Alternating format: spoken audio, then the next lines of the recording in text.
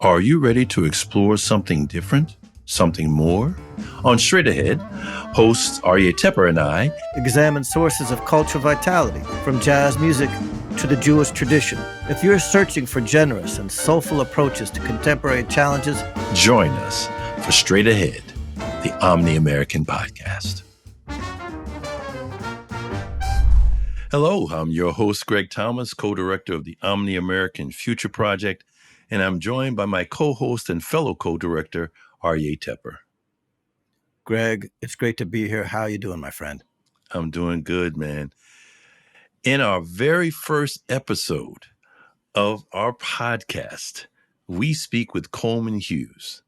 Coleman is a writer, podcaster, and opinion columnist who specializes in issues related to race, public policy, and applied ethics. Right. And we hosted Coleman in November of 2022 at Minton's Jazz Club. If you remember, the Omni-American Future Project, we held our in-person event. The Omni-American Future Project being a collaboration between CAM, the Combat Anti-Semitism Movement, the Jazz Leadership Project, which you, Greg, are a co-founder and a co-director of, and the American Sephardi Federation, where I serve as director of publications. And we awarded for our second event to Coleman the Omni-American Young Leaders Award. And Coleman had a really interesting outcourse, a really interesting concluding line to receiving that award, which I really enjoyed talking about in this discussion. He said, we should be kinder to the heretics among us and consider being heretics ourselves. I thought that was, I hadn't heard that from someone receiving an award before in that context. I thought that was interesting. And I was glad that in this conversation, we got to we took a deep dive into the idea of heresy. We sure did. We also talked about race, culture, transgenderism versus transracialism. When we talked about, Coleman's bio, there are many people who follow him who may know details about his bio, but I think we, in a very flowing way, integrated information that our new audience will appreciate about Coleman. And, Coleman, he's got his own podcast, Conversations with Coleman, and he also recently did a TED Talk on color blindness, which got a lot of attention and led to him doing a debate with a New York Times opinion writer who took the anti-color blindness position, whereas Coleman was arguing for color blindness. And of course, that relates to race. And again, race is a key topic, but we really get into a beautiful discussion about deeply about music and culture and so many other things. So it's just great that we're able to start off with Coleman. And here we go. It was Coleman. Thank you very much for being here with us. Thank you guys for having me. Absolutely. So we're really glad you joined us today, Coleman. You and I met a few years ago when you were playing trombone with the Mingus Dynasty Band, right? I think it was actually the Mingus Big Band, though I have occasionally played with the Mingus Dynasty Band as well. You're right. It was the Mingus Big Band. And that was at the Jazz Standard, correct? Yes, RIP, which no longer exists. Exactly, man. That was one of the best clubs, one of the best jazz clubs in New York City for many, many years. And story of how I got there briefly is that as you know, I think I grew up in Montclair, New Jersey, which is become a very big jazz town, partly because of people like Melissa Walker and Christian McBride. And I participated in the high school Mingus competition and won a soloist award when I was 16 or 17. And they invited me to sit in with the band during the competition. And then they kept inviting me back on Mondays to play with the band. So I would, like late junior and senior year of high school, would take the train in after school from like one of the Orange stops, like East Orange or something, and play from, play two sets starting at 7:30, 9:30, and then get home real late and then wake up at 5:30 a.m., do my homework and go to school the next day. But I loved it because it was, it was just a pleasure to play with them. And there was a lot of mentorship going on. So I had a great experience and still play with that band to this day, now 10 years. The most amazing part of that story is the waking up at 5 a.m. and doing your homework. I don't know how I did that. That you're 16 you're playing 2 sets is one thing in the city, but that you're waking up 5 a.m. the next day, that's another level. Would you say you're a morning person, Coleman? No, not really. I'm much more of a late night person by nature, but at that time in my life, I had to wake up early mornings just to, get the work done. And I really don't know what willpower possessed me to be able to do it back then, but I don't think I have that now. Well, it paid off, obviously. So that particular night, your dad had invited me and others to check out you with the Mingus Big Band, as you said, at the Jazz Stand. That was my favorite club, man. And you were at Columbia University still as a philosophy undergraduate after transferring from the Juilliard Jazz program, correct? Mm-hmm. Yeah, okay. So I was at Juilliard Jazz program for a few months right out of high school. And I dropped out around the time that my mother passed away, took some time off, and decided I wanted to go a different direction. So reapplied to Columbia, which I had applied to at a high school, and went there and eventually settled on philosophy and then kept doing gigs on the side. Okay. So you mentioned that you were focusing on philosophy. Wasn't it in a philosophy class? I know you were taking several philosophy classes, but was it a feminist philosophy class that you were taking that had kind of a different tenor or a different style or feel, we can say, than some of the other philosophy classes you were taking? Yeah. So the first blog post I ever wrote was for the Heterodox Academy blog. And I would have been probably a sophomore or junior at this point. One of my friends convinced me to take a class that was called Feminism and Philosophy with her. And I said, sure. Figuring, having taken lots of philosophy classes where the MO is that you are allowed and encouraged to ask any and all questions, allowed and encouraged to doubt or disagree with the author of the text that we're reading, as well as the professor. That's been the MO of every single philosophy class I've ever taken, really. And it's actually, it's baked into the meaning of philosophy, really, so far as I understand it. This one class was different because it was much more, I guess, didactic, you could say. It was much more like attending an evangelical church where, the fire-breathing pastor is going to tell you what's true, and no one is going to, ask him to justify his claims, right? That's what the entire vibe of this classroom was, and it was kind of shocking. And I was kind of shocked that other people weren't shocked. I mean, most people in that class were not philosophy majors, so most of them didn't have a reference point for what reading Foucault was supposed to feel like. And in fact, I was reading Foucault in 2 different philosophy classes at the same time. The same text. I think we were reading what is his book? Making Sex, something like that. He has a famous book about sex that we were reading. He has one book with the title Discipline and Punishment. Discipline and Punish is another one we read. The History of Sexuality or something like that. Yeah, History of Sexuality, I think. Yeah, yeah, that sounds right. So I was reading that in 2 different classes. One which was a typical philosophy class where we were free to doubt all of Foucault's arguments if we did, in fact, doubt them. and also reading it in this other class where it was just, being rammed down our throats as fact. Mm. And truth. And truth. Yes, as truth. Yes. And it was very disturbing to me that, that style of teaching was going on unchallenged. And this was part of a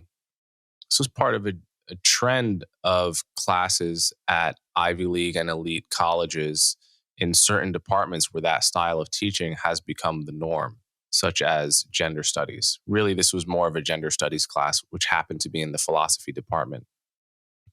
So I wrote a blog post about what it was like to be in that class as opposed to classes where you are encouraged to think freely. Yeah, and you mentioned that the foundation of philosophy itself is about the kind of, free exchange of ideas. If you're talking about going back to Plato and Socrates, and even before. The freedom to blaspheme. Yeah. Uh-oh. You're going there already. I think that's where we're going to go.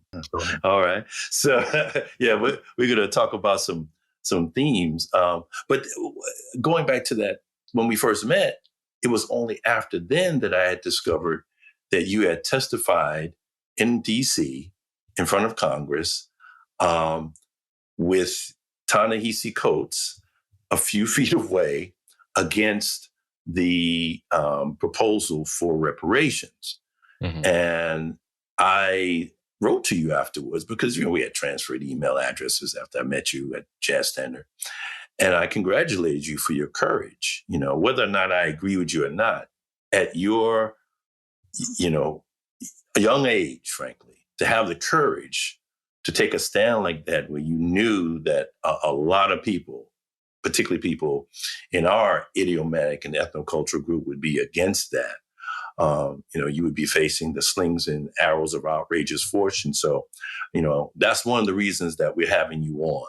Of course, after that, you have your popular Conversations with Coleman podcast, and you are still jazz musician, as you've mentioned, as well as a hip hop artist. So, I'd like to hand it over to Aryeh, who's going to give us some of the stations or themes that we intend to touch upon in our conversation today. Right. So thank you, Greg. And let me just add to that beautiful organic biography, intellectual, spiritual, musical biography that you just helped to bring out, and Coleman, which told him his own autobiographical experience, my own personal experience, Coleman, which is in listening to you in various contexts. There's this the compelling blend of caution, thoroughness, courage, and sobriety is very impressive. And I'm very excited for this conversation between us. And I'm excited that our audience is going to be able to enjoy this conversation as well. So we're going to hit 3 stations. The first station is race in America.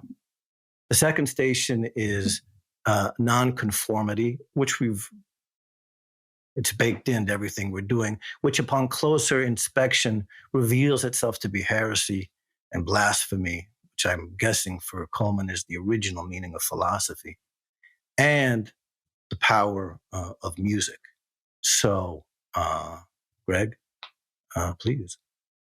All right. Okay. So speaking of music, in your song titled Blasphemy, Coleman, you say, "Jam, I'm an American. Omni-American." What inspired you to use that phrase? My friend Thomas Chatterton Williams introduced me to Omni-Americans. By Albert Murray?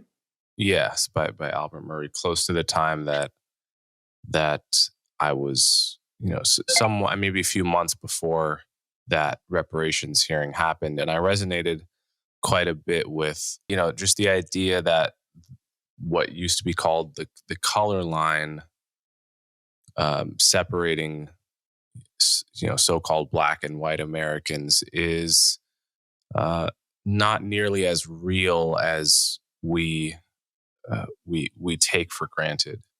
Certainly, it's quite real in many people's minds, but in some way, it is as real as we make it, or as real as we choose it to be. And given that as white Americans and Black Americans, we've been sharing the same location, substantially the same language for hundreds of years, right? The notion that we constitute like two separate peoples in some way makes very little sense upon close inspection, given all of the back and forth and the marriage of ideas and cultures and music and all of it. So, Omni-American is that is sort of the shorthand for our being a more blended people than we appear to be based on looks alone.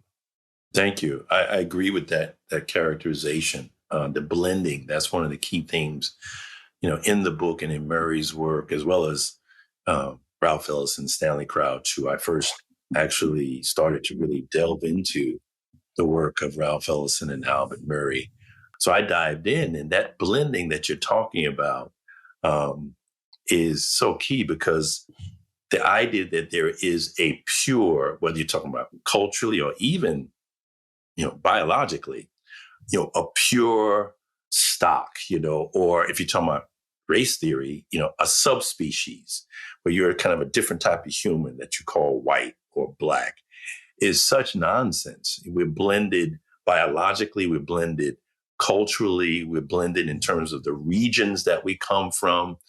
The way, if you're down south, there's a certain way of speaking, and your racial characterization or categorization is not going to stop you from speaking a certain way. It's like when you travel to different parts of the world, a lot of time people find out just how American they are because other people identify them as such without them knowing, without a racial categorization being a part of it. When you say that's the case, Coleman? Absolutely. Not only that, when there is some real outside threat to the country, people often discover how American they feel. And I think lots of people felt this on 9/11 and in the aftermath of 9/11, and probably to some extent at moments during the Cold War too. That we can focus on our internal divisions very in a laser-like way until we realize that we have enemies that consider us all equally American, and that we sometimes that can summon a feeling where you're just noticing how similar you are to your fellow Americans relative to certain people in the rest of the world. Have you given thought, Coleman, to in what contexts and in what manner, aside from an outside threat, can you conjure up this fellow feeling, which is so necessary for a representative republic? You have to have that fellow feeling among the citizens. I was talking about that exact question with the political scientist Yasha Monk, and he talked about a literature in the poli-sci field, which has found that when one of the ways to create that fellow feeling is to is when you get people of different races or ethnicities or religions or tribes on the same team, working towards a common goal when they're on equal footing. So, for example, this sports team or the army, if you get people in a context like that where they have the same goal, they're working towards a common purpose, and neither group is subordinate to the other in status, then you end up feeling like those people are your brothers and sisters, regardless of how you started out feeling about them. Right. So any institution which does that is helping to create that fellow feeling. And then secondly, it's important for people to be telling a similar story about who they are and and sort of what the meaning of their tribe is. So if you're American and you have a similar story to an American of a different color about what America is all about, a similar origin story, a similar story of the meaning of America, then that makes it much, much easier to create fellow feeling. If you have an incompatible story, if you're telling two stories that are not just different, but actually at odds, that makes it more difficult. So those are the two things that I would say. And it's interesting when you think about race, the fundamental separation and kind of hierarchical ranking that race and racialization brings. You have a group of people based on their status or racialization as white being kind of the at the top, not kind of at the top. And then on the other hand, people who are racialized as Black being on the bottom. Fundamentally, that is going to be a different story if we allow that to be the basis of the story, whether you call it white supremacy, the reality of race. That's why I really appreciate, Coleman, when you said so-called white people and so-called Black people, which is like a direct quote from Murray's Omni-Americans. Absolutely. So I would say that right now, why don't we transition to what Arye mentioned about nonconformity, blasphemy, and heresy. Yeah, heresy and blasphemy. These are exciting terms. So, Coleman, one of the themes of your thought is heresy and blasphemy. And it's a pattern that one can see. So, for instance, when you received the award, the Omni-American Young Leaders Award, at our November 2022 event at Minton's, your out chorus, the way you finished, was you urged the audience to be heretics, which I thought was an interesting way to end an acceptance speech. So be kinder to the heretics of our age. Consider being a heretic yourself, and in doing so, we can all help keep the legacy of Albert Murray alive. Thank you. You have a song called Blasphemy. And in your podcast with Kathleen Stark, I believe is her name. Stock, thank you. You concluded with a very interesting statement, which is that we should be kinder and more open to the blasphemers and heretics of our age. Now, when you say that, you're articulating a very fundamental insight regarding the human condition. And what I'd like to do is I'd like to articulate what I'm hearing from you and then give that back to you and hear your thoughts.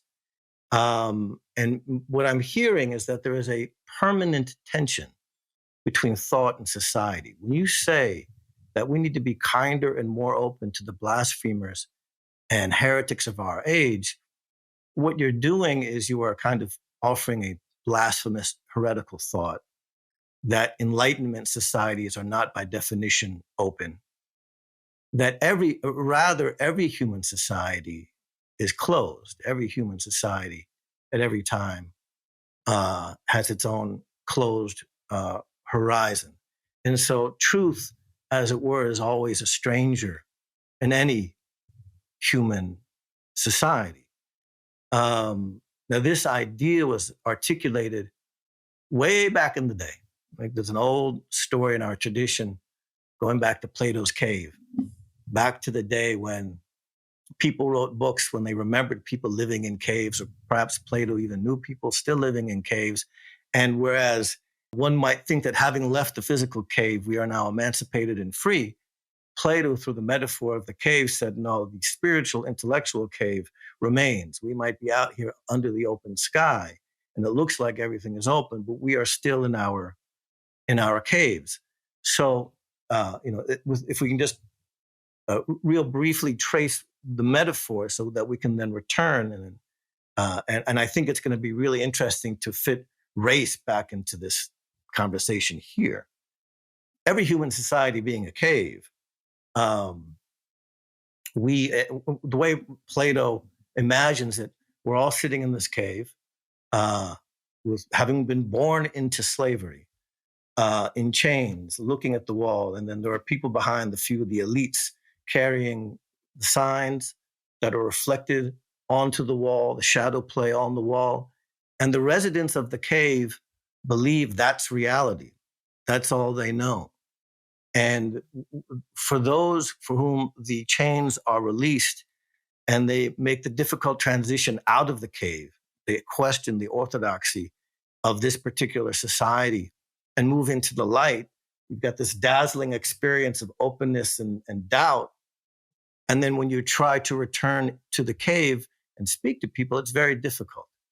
That's the permanent human situation.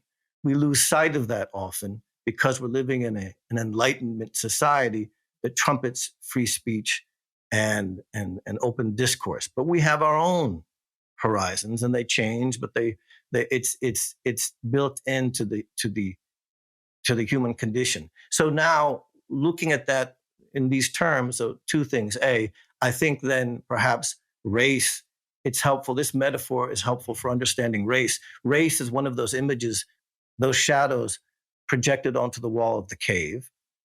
And when you're trying to talk to people about deracialization, you sound mad to them because that's the world that they know.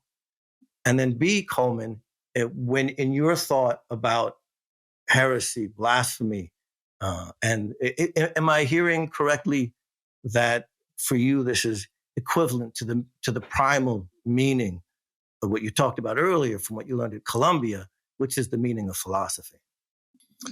Yeah, I mean, very, very much yes to both counts. I think it's very easy to see heretics and blasphemers of the past as heroes. If you grab a random person off the street and tell them what Galileo was put under house arrest for, they'll say, "Oh my God, that's insane. He was living in crazy times." The fact he was unable to simply express that point of view without being put under house arrest just proves how crazy society is. And of course, he ended up being correct. What absolute, insane people he must have been living around. Now, if you take that same person and talk to them about,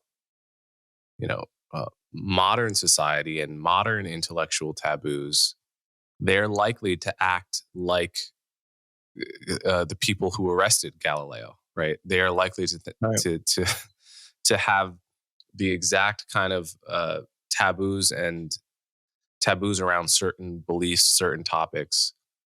It won't be the ones of the same topics that Christian Europe had taboos around hundreds of years ago. It will be a different set. It will be a set of taboos unique to, modern Western societies, largely secular societies.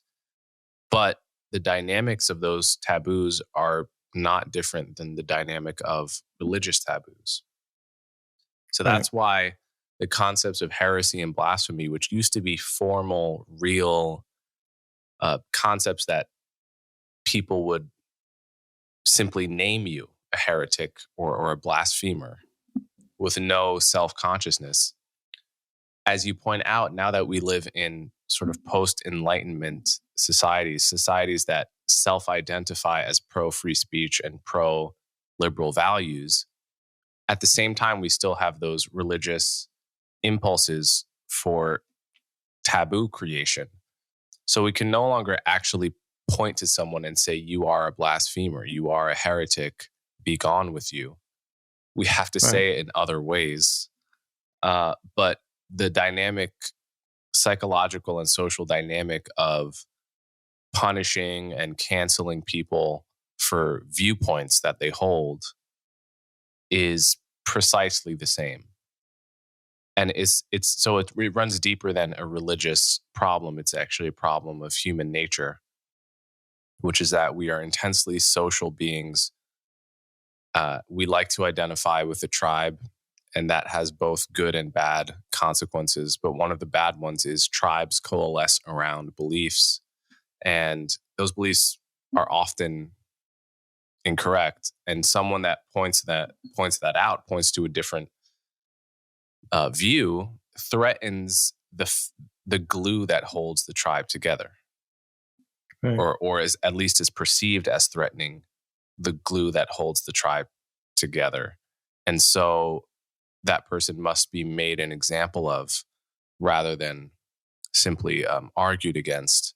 And the Enlightenment philosophers like John Stuart Mill and others, at their best, the ideals that they held up was an end to that dynamic and a substitution of that dynamic with one where everyone can hold an opinion, and the answer to speech you disagree with or even hate is more speech and better speech rather than casting out of society. Can you hold with that view of Mill that a liberal society should aspire to the maximum freedom of speech and discourse, but also attenuate your expectations from politics? So even with that vision of being the best of Enlightenment liberal politics, I'm not deluding myself into thinking that we have created or that we ever will create the fully open society. Of course not. Yeah, it's not compatible with human nature to create a society that is perfectly free, perfectly open, perfectly peaceful. These are all ideals to aspire to and to incrementally, step by step, go towards, but we'll never actually reach them. That's a very mature, in fact, I would say that is a blues-infused perspective, Coleman. Yeah. Mm-hmm. That I would also say that it encompasses what education philosopher, and metapsychologist Zach Stein calls a post-tragic position, an aspect of it, by which I mean you've got pre-tragic, awareness or consciousness, like children. They're innocent, they're just curious, and the world's, just a new place and beautiful. Tragic is when you realize, oh my goodness, there's death, there's pain, there's trauma, there's injustice. But the post-tragic is what I think is like the Bluesidian perspective. It acknowledges the reality of the tragic, but it says, something? That is the human condition, but let's keep striving to make things better. Let's keep moving in a particular direction where we can encompass the best values of the past and move forward in a way that our differences don't have to become the basis for disunity. But I do want to ask a question that kind of ties this together, the race conversation and the blasphemy heretic conversation. So we've already mentioned your episode with Kathleen Stock, Coleman, which was titled Trans Rights versus Women's Rights. And my question is, why do you think that postmodernists and certain progressives seem to have a real flexibility when it comes to gender categories? They talk about a spectrum beyond male and female, but when it comes to race, there's more rigidity and lack of flexibility. In fact, I heard you make that point once that, and I said, he's right. So could you expound on that a little bit? Yeah, I mean, to the question of why, I'm not quite sure. But, it is true that race is much more of a social construct than biological sex. Now, I'm making a relative claim there. We don't have to get into the topic of, whether gender identity versus sexual identity, but, whatever you believe about biological sex, about males and females, I think you have to acknowledge that race is more socially constructed than that, right? Because if you look out into the animal kingdom, you're going to see male and female. You're going to see, right. You're going to see, in the human case, XX chromosomes and XY chromosomes.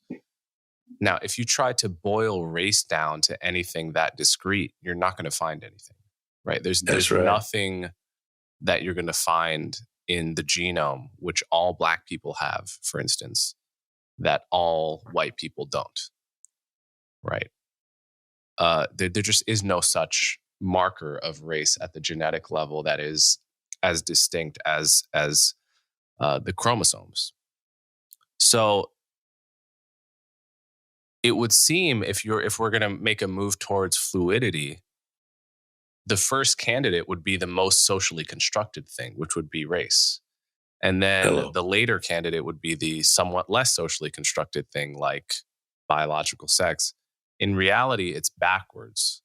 It's that we have made a move towards, radical fluidity on the topic of gender, such that I could, if I wanted to, I could just identify as gender fluid or gender neutral and ask you to call me they or ask you to call me she.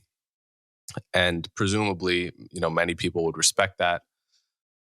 But, if someone like Rachel Dolezal asked to identify as a Black person, because that's how she feels on the inside, and like, granted, it can be tough to understand what claims like that mean, but like just taking it at face value that someone like her feels Black on the inside, almost no one feels tempted to respect her. And in fact, most people feel an urge to ridicule and bully in that case. And so it is strange. And in fact, I think Rebecca Tuvel was the name of a philosopher who, during the Rachel Dolezal incident, wrote a paper, I think for the journal called Hypatia, just comparing the philosophical merits of transgenderism to the philosophical merits of transracialism,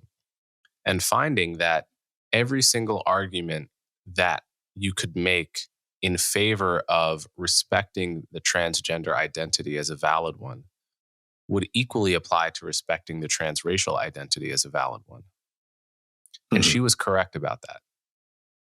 Her paper I believe her paper got retracted. I could get I may have gotten the details wrong, but her paper was very poorly received, and I think ended up being retracted from that journal.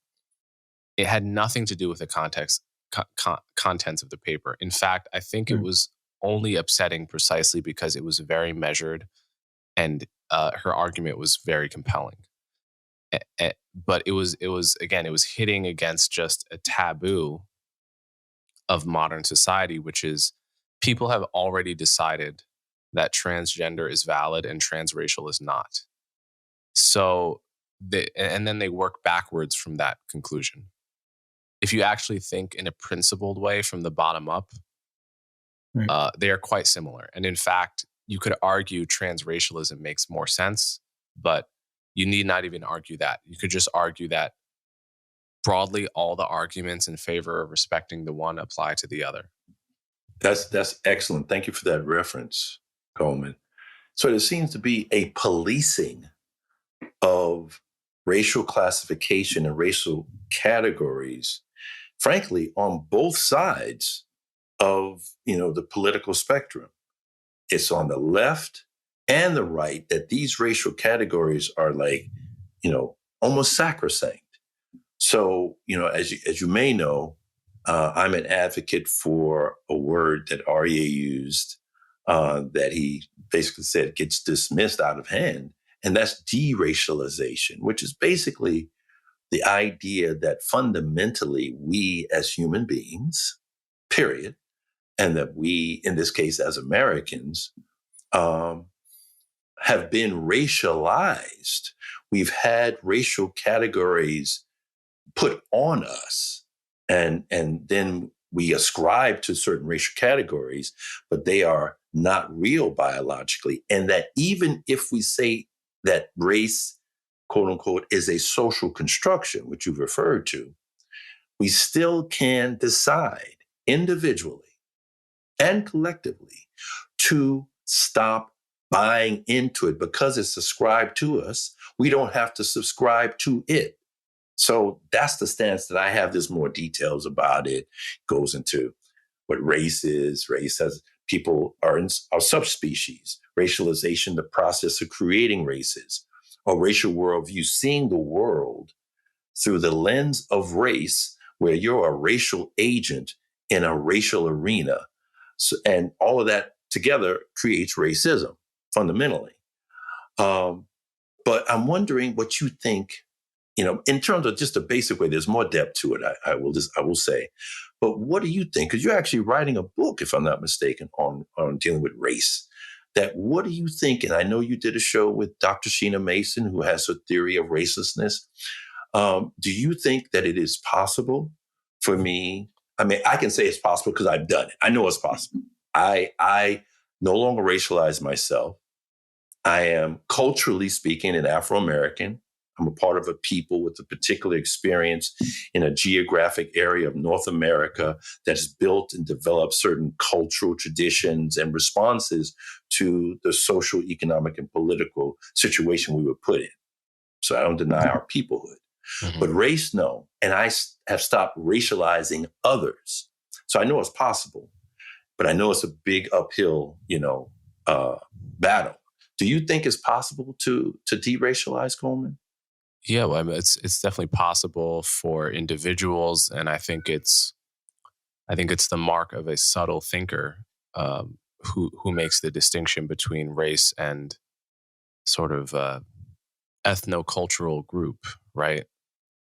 And that's a distinction I would also make. Like in asking people to get rid of racialized thinking, I'm not asking people to abandon their culture. Right. And I think that's a common misperception of what someone like you or Dr. Sheena Mason or myself might be saying, is that, well, why are you asking me to give up my culture? My culture, none of us is a sort of universalized human being who comes from nowhere and has a view from nowhere. We all come from a particular context that is a unique context that is not the same as other contexts. I come from a particular culture, particular language, particular geography, particular history, and all of that informs who I am and my values and so forth. I think that's all fine. It's all, inevitable. And actually quite a bit of beauty in life comes from attachment to roots. But the idea that that's the same as race, I think those ideas have become conflated in America, so that when you talk about race, people think you're talking about that. And in many cases, they are talking about that, but they are distinct ideas. But Greg, isn't the Omni-American Project what we are doing? If we accept the premise, Coleman's referring to individuals can leave the cave, but the possibility that an entire society, it's very difficult. The possibility that American society will emancipate itself from the folklore of race, that's a difficult mission. But the possibility that we can cultivate a community within the United States of people who understand the fundamental distinction between race and culture, and then create that fellow feeling and the connection to that idea through the Omni-American tradition. If we set the goal at the cultivation of a community as opposed to the redemption of the whole, that's a doable goal. And concomitant to that is embodied in that, in terms of beginning with what's first for us here and now, is that if we get there, then that implicitly we will be counterstating and opposing, the liberal left, the liberal right, that which gives birth to anti-Semitism, racism, and those problems across the board. Definitely. I just want to say very quickly, in agreement, that what we need is not the whole society. We don't even need 50%. We need what, in certain contexts, they would call a critical mass, or to riff on the popular idea, a tipping point. We need a group of people who will share what Dr. Collins Hoyt Jr., the author of Under the Arc of a Bad Idea, understanding and transcending race, which was very influential on the way I see things and what he calls a non-racial worldview.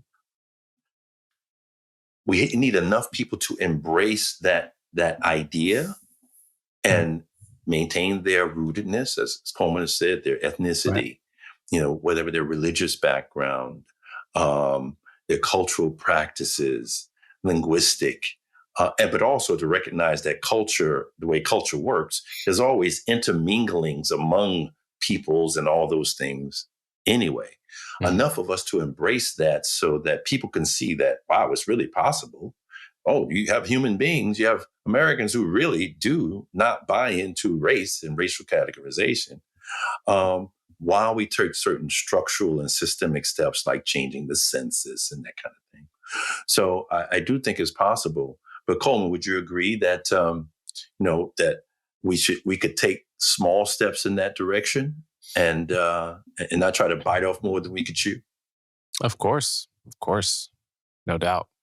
Okay, cool. So why don't we transition to music? We started off by talking about music, and now let's talk about the power of music. I mean, you mentioned actually when we were off camera that you like a lot of boys, sports early on was a focus, and that was the same for me, particularly with regard to basketball and football. But then music came in my life, and it was like, oh my God, it was a whole nother cosmos, a universe of sound and feeling. When did the music bug, so to speak, hit you? And when did you decide to actually become a musician, a professional musician? I guess the music bug hit me probably when I was around like 11 years old. I was playing drums at that time, a little bit of rock drums and also timpani and percussion in orchestra around 6th grade. And just something about the experience of playing classical symphonic music really blew my mind. And it was my favorite period in school every day. And the high school teacher allowed me to play percussion in the high school group when I was in 7th grade, because I was so enthusiastic and so forth. And I was I had some natural talent. And then 7th grade, I became frustrated with drums because you can't play melodies. So I started, unless you're Max Roach. That's true. So I started trombone, not really for any deep reason, but I knew I wanted to play a brass instrument, and I thought the pushing and pulling of the slide looked cool. So it was really nothing deeper than that. But I ended up having, a lot of it is like whether you're, obviously people like to say if you work hard at anything that you can be great at it, but that's not all true. That's not true. The other part of the truth is that you have to have some natural predilection for it, especially with brass instruments, getting the right fit for your lips type and your mouth structure. And it turned out I was pretty compatible with the trombone. And so, I got over the next, within the first 2 to 3 years, I got pretty good to the point where I could almost, play professional at that point. So that's really, and then the jazz bug struck me maybe, a year after I started playing trombone. So the bug really struck me in a classical music context and then extended and exploded in a jazz context. Wow. So with regard to the jazz context, I mean, when you ask Ron Carter, great legendary bassist, his influences, he actually points to non-bassists. Did you focus on cats on your instrument, or how did you go about assimilating some jazz history and the masters of the idiom that then further inspired you to keep going and keep playing and learning and growing? I think the first jazz I loved was Duke Ellington from playing big band music just at my school. And that led me to John Coltrane, Sonny Rollins, Charlie Parker, those were my early influences. J.J. Johnson as well. So I would say Oh, that I was yes. very omnivorous with regard to instruments. I didn't exclusively focus on the trombone, which is a good thing because the trombone doesn't have enough of a large enough slice of the jazz history to have a good meal only with that. I would say you'd be missing a lot if you only listen to jazz trombonists, as great as that history is. So yeah, I learned as much or more from outside musical influences as well. What would you say are some of the connections between jazz and hip hop? Improvisation, I would say, is the main one. Whereas in classical music, though you will be told by some people that like there's an improvisational component, it's basically been stamped out of the music at this point. Absolutely. Yeah. And concert and classical music, and not only that, like even when it was a part of the music, it was never a central part of the music in my understanding. You can interpret a melody, you could add a little flair here, but fundamentally the idea of setting 2 minutes aside and having you play a fully improvised solo, that is something that really is, that's something that jazz as an American art form or as a modern kind of genre of music pioneered. And of course, there's improvisation in all kinds of folk music all around the world. Right. And so to carry that forth, I think hip hop really it took from that same feeling that you know the concept of a freestyle is just, you know, the hip hop version of a jazz solo. And I would say it also probably took what you would call like the blues sensibility, the sense of singing or playing or rapping about something tragic, about struggle, about poverty, about misery, and making it beautiful. Right. Yeah. That post-tragic that I riffed on. Absolutely. Yeah. If that's the deep wisdom of the blues, if we go back to the question of being able to demarcate the limits of what we can expect from a political society, I mean, perhaps one of the reasons, you know, for the extremism that we're seeing with the trans idea and various ideas is they don't see any, these are people who don't see any limits on what you can do with politics. And that the blues is teaching something so fundamental when you say that, you know, the blues are always, they're waiting. The blue devils are waiting to come back and you know, they're inevitable. You can't avoid them. So that deep blues wisdom has a lot to offer to the American conversation today. Absolutely. Ralph Ellison once wrote that the blues is there in part to let human beings realize their limitations. We have limits, you know. We strive for, you know, the stars and to realize our dreams and our visions, but there are limitations there, and the blues is there to remind us of that. One other big similarity between hip hop and jazz is that they encourage individuality and uniqueness of voice. Whereas classical music does not encourage you to sound, like to a lesser degree, I would say, it encourages you to sound different from your peers. It is somewhat more focused on conforming to an agreed upon notion of the good and beauty. Whereas in jazz, you actually don't want to sound like a copycat, even if you sound amazing. That is so true. And in the Jazz Leadership Project, the company that I run with my wife, Jewel, and the company that did a presentation at J.P. Morgan Chase, when your father, Coleman, was there, and that's how he ended up inviting me to come see you play. We did a presentation for them.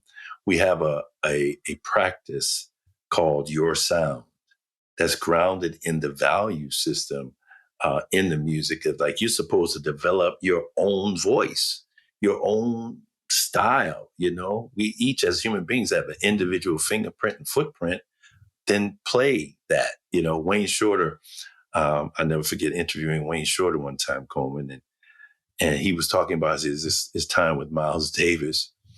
And he said that he was talking to Miles Davis about some, philosophical ideas or that kind of thing. And he said, yeah, Miles was, he was like that. He said, but then Miles looked at him and said, play that. That philosophy you're talking about, play that. You know what I mean? So how do you connect, music? And I did hear you, I think, say to Kathleen Stock that, if I remember correctly, you usually think of music more in a subjective way, and you haven't really, thought that much about the philosophical dimension. But that was about 5-6 months ago. How do you connect, music and say, an Omni-American idea, knowing, of course, that Ellison and Murray, Stanley Crouch, when Marsalis, blues and jazz was fundamental to them. That's kind of a framework. But I'm just wondering, do you connect those ideas in some way? Well, I guess the only connection I see is just to like the polyglot melting pot of it all, because clearly pretty much all of these musical genres have been, the purist would say contaminated, but like they've all been built based on all the other genres that were around. And I know Ted Gioia, who I've had on my podcast, great music. I wouldn't call him a critic, much more of a historian, I guess, music historian. Yeah, he's a historian for sure. Yeah. Has made the point that often the great new genres come from cities that are like port cities, like New York and New Orleans, precisely because they're cities that are settled by lots of different ethnic groups, lots of different cultures, different languages sometimes, and the music just gets shared and then something new results. And then that new thing, that new genre will now have purists that want to claim that, this is a purist art form that has this origin story and cannot be contaminated by the outside, which is hilarious because if you look at the birth story behind any genre, it's usually a combination of previous pure elements, which themselves are combinations of previous pure elements on down back to, Adam and Eve. So, so that's the sense in which the Omni-American spirit has something to do with music, is that I really do not discriminate in my music taste. I will listen and give a real hearing to music from any background. And like without snobbery or ethnocentrism, because my feeling is that there is definitely beauty and there are gems in every single genre of music if you are open-minded enough to listen. Thank you so much, Coleman. I just wanted to really express the appreciation I had for that, how you brought all that together. And I think it should be clear why we at the Omni-American Future Project selected you as the winner of our Young Leaders Award in 2022, because you really embody and exemplify the Omni-American ideal. But Arya, what were you going to ask or say? I love the fact that when he's on the Omni-American podcast, he is blaspheming against Albert Murray and Stanley Crouch. That's what I love about Coleman. In the my musical tastes don't discriminate. We got to explain that. Albert Murray and Stanley Crouch were more, in terms of jazz, they had certain boundaries that they pretty much stayed within. That, for the audience, is what Arye is referring to. And he's talking about the kind of the Catholicity and cosmopolitan approach of Coleman, in contrast. So that's I think we can count on Coleman in any cultural context to listen closely enough to find the right place to blaspheme, which is a beautiful talent. But if just staying within the context of jazz, you would agree, Coleman, that if you're going to play jazz, that there is a tradition, and that you have to respect the tradition, and that you can't just appropriate the name jazz because I'm improvising. And you have to learn to listen and accept that there are masters and there is excellence. And you got to be able to swing. You've got to have that feeling. You've got to be deeply grounded in the blues. You have to have a knowledge of harmony. You have at the end you have to be able to improvise, and what comes from the soul and the courage in your own voice. Not everything can be. While on the one hand we can have that openness and receptivity, and there is nothing. And yes, there's nothing pure about jazz. There can't ever be. And there's nothing pure about American culture, culture itself. Right. But even though it can't be pure, it's got to be excellent. I would phrase it differently. I wouldn't want to say that you have to respect the history. You have to respect the masters. You have to respect the tradition. The way that almost as like a command, right? The way that I would phrase it is that in practice, those daring jazz musicians, of the modern school or of any school, those that really tend to create very good and interesting music, almost to a one, do love the tradition and respect. It's not that I wouldn't want to create a rule such that like you have to, right? Or that you couldn't possibly make good jazz music without, because the second you create a rule like that, someone comes along and violates it, right? But in practice, I think the people that end up making notable music, it's usually because they've looked at the past and have absorbed a lot of it, and so are able to do something new within the general arc. So, for example, it's like, are there any great movie directors that just don't give a shit about the history of filmmaking? Probably not, because it's just like the people that end up making weird, cool new movies, they're usually obsessed with the tradition, even though they're departing from it substantially. Right. So again, it's not that that's necessary.